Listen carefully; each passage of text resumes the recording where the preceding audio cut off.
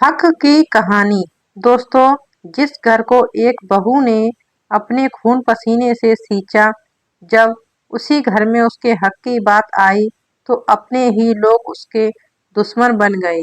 लेकिन कहते हैं ना कि सच और हक चाहे देर से मिले मगर मिलता जरूर है। आज की कहानी एक ऐसी बहू की है जिसने अपमान सहा, आंसू बहाए, लेकिन आखिर में अपना हक लेकर ही दम लिया। कहानी पूरी जरूर देखिएगा क्योंकि इसका अंत आपके दिल को छू जाएगा।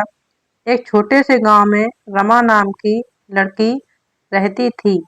गरीब घर की थी लेकिन दिल बहुत साफ था। उसकी शादी शहर के एक अच्छे परिवार से हुई।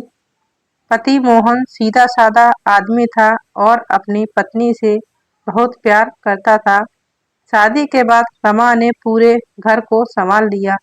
सुबह सबसे पहले उठना, सबके लिए खाना बनाना, सास ससुर की सेवा करना, यही उसकी जिंदगी बन गई।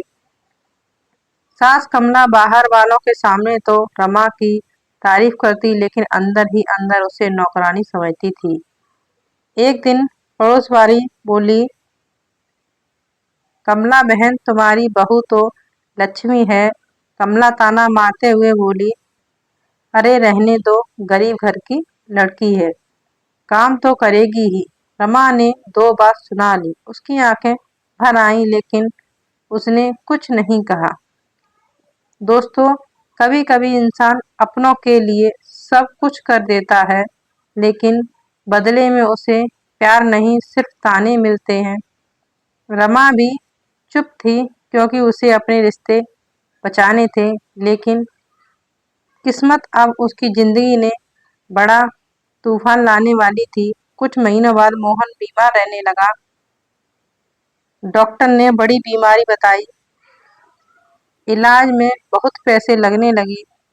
रमा ने अपने सारे गहने बेच दिए। वो दिन रात भगवान से प्रार्थना करती, हे भगवान मेरे पति को ठीक कर दो। लेकिन किस्मत को कुछ और मंजूर था। एक रात मोहन हमेशा के लिए दुनिया छोड़ गया।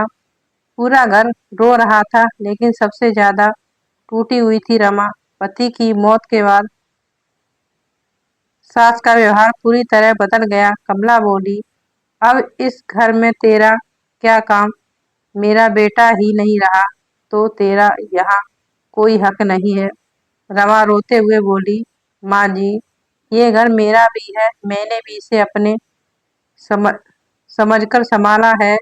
लेकिन सास ने उसकी एक नहीं सुनी।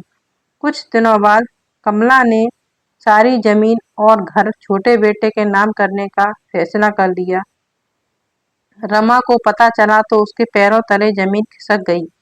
वो बोली, माँ जी, मुझे कुछ नहीं चाहिए, बस रहने का हक दे दीजिए।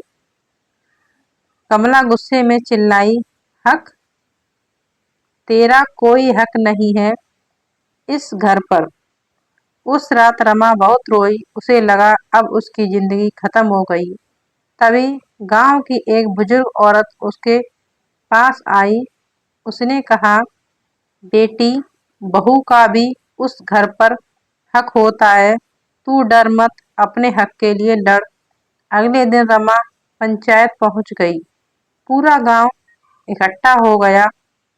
पंचायत के सामने रमा रोते हुए बोली, मैंने इस घर को अपना समझा, अपने गहने बेचकर पति का इलाज कराया, आज मुझे ही बेघर किया जा रहा है। गांव वाले भी कमला की बातें सुनकर नाराज हो गए। तभी पंचायत के मुखिया बोले, रमा इस घर की बहू है, इसका भी इस घर पर पूरा हक है। इसे कोई घर से बाहर नहीं निकाल सकता। कमला का सिर शर्म से झुक गया। उसे अपनी गलती का एहसास हुआ। वो रोते हुए रमा के पास आई और बोली, बहू, मुझे माफ कर दो। मैंने तुझे पराया समझा, जबकि तू ही इस घर की असली बेटी निकली। रमा की आंखों में आंसू आ गए। उसने अपनी सास को गले से लगा लिया। उस दिन पहली बार कमला ने दिल से रमा को बहू नहीं बल्कि बेटी माना। दोस्तों, एक बहू सिर्फ जिम्मेदारियां निभाने के लिए नहीं होती, उसका भी उस घर पर उतना ही हक होता है जितना बाकी लोगों का। किसी का प्यार और त्याग कभी छोटा नहीं होता। अगर इस कहानी से आपके दिल को छुआ हो तो वीडियो को लाइक जरूर कीजिए और बताइए क्या रमा को उसका हक मिलना चाहिए था।